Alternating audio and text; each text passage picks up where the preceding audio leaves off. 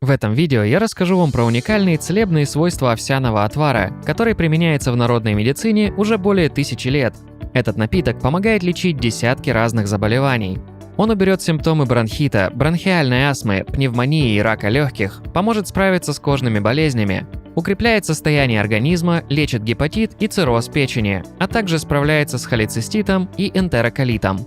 Овсяный отвар помогает похудеть и сбросить лишний вес, преодолеть последствия химиотерапии, вылечить сердечно-сосудистые болезни, такие как атеросклероз, гипертонию и миокардит, а также выполнить профилактику диабета. Овсяный отвар снимает симптомы заболевания Паркинсона, помогает преодолеть бессонницу, стресс и нервное истощение, а также приводит в порядок суставы и позвоночник при артрите и хрусте в ногах. В комплексе можно добавлять овсяный отвар при лечении зависимости. Также он повышает уровень тестостерона в мужском организме, помогает преодолеть нагрузки для спортсменов, лечит грипп и простудные заболевания. Если сделать спиртовую настойку из зеленых верхушек овса, можно вылечить неврозы и бессонницу.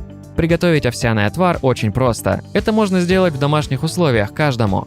Берем 2 горсти неочищенного овса, тщательно промываем под холодной водой, заливаем 1 литром воды, доводим до кипения и варим на маленьком огне в течение получаса. Затем настаиваем и процеживаем отвар. Курс лечения составляет не менее 3 недель.